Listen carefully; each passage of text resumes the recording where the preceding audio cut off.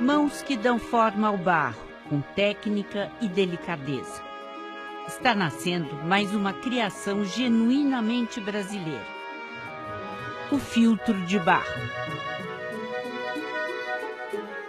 A invenção do filtro mudou completamente nossa maneira de beber água. Antes dele, até o começo do século XIX, a água consumida no país nem sempre era de boa qualidade. Vinha de poços, rios ou era canalizada de maneira rudimentar até chegar a fontes e chafarizes construídos pelos governos. Um exemplo, ainda do período colonial, continua de pé no rio. São os Arcos da Lapa, um aqueduto do século XVIII, construído para levar a água do rio Carioca até um chafariz com 16 bicas no centro da cidade, onde a população se abastecia. Com a criação do filtro, a água chegou, enfim, dentro das casas, agora limpa e sem contaminação. Um dos primeiros produtos criados pela indústria nacional, o filtro de barro vem sendo estudado há tempos pelo professor Júlio César Bellingeri. Essa questão da água era uma questão de saúde pública. Nós tínhamos, por exemplo, na virada do século XIX para o século XX, muitas epidemias, né?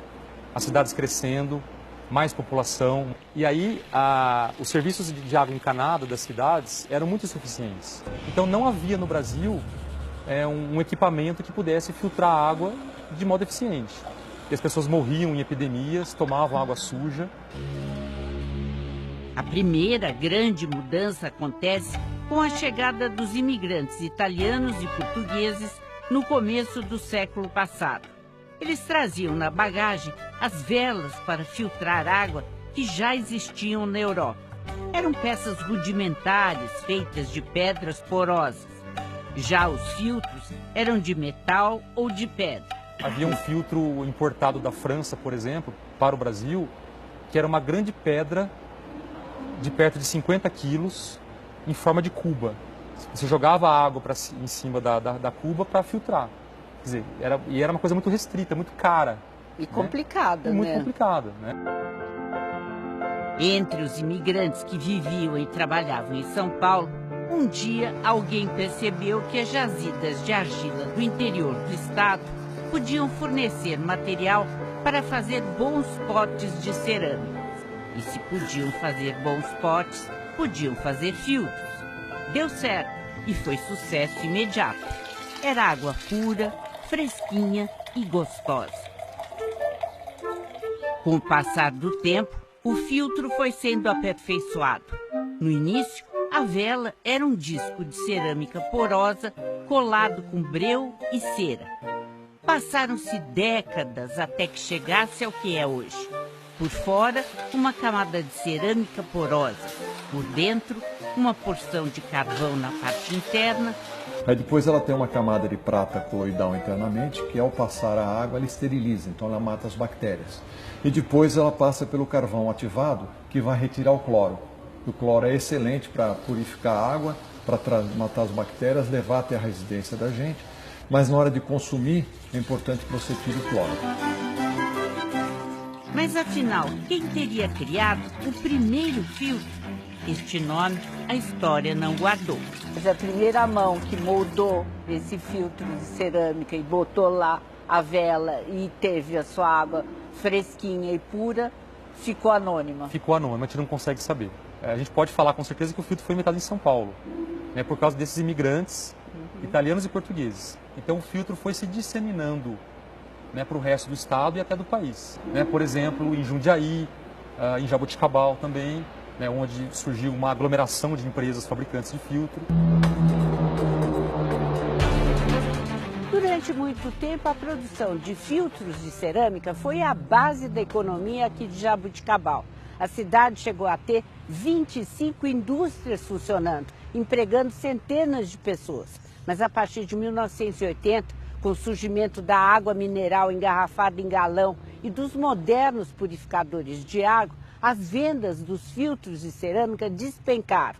Com isso, muitas indústrias fecharam e hoje existem aqui funcionando apenas 8.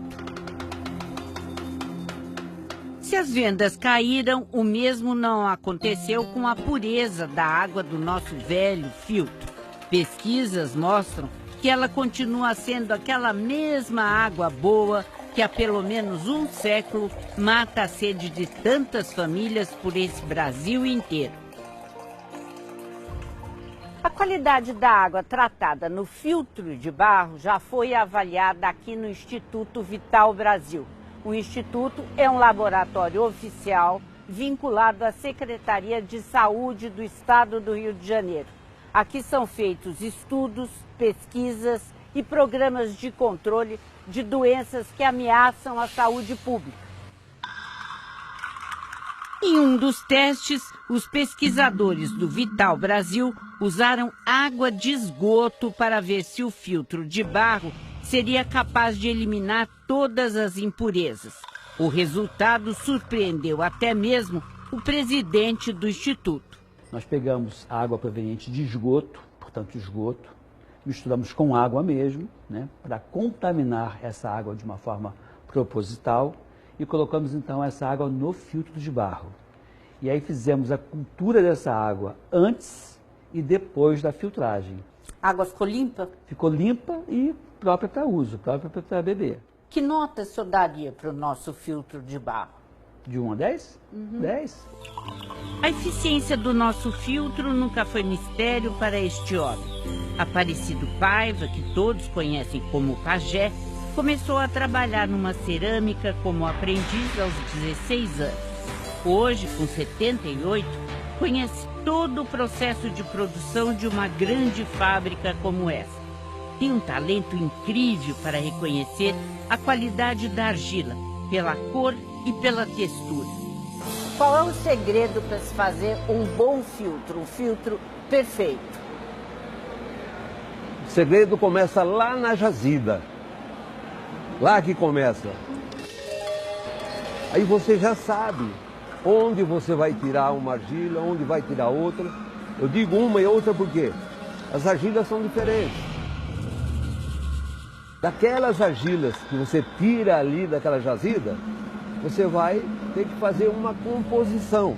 Porque o nosso filtrinho, ele tem que ter uma certa porosidade para ter uma troca de calores. Não é isso? Para a água sempre estar fresca. Mas todos esses anos passados na jazida, no torno, nos fornos, foram mais do que uma carreira brilhante. Foram uma vida de dedicação. Adoro, adoro, adoro o que eu faço. E se eu morresse hoje e pudesse voltar novamente, eu voltaria na cerâmica. Por quê? Eu amo isso aqui. Eu vim do barro.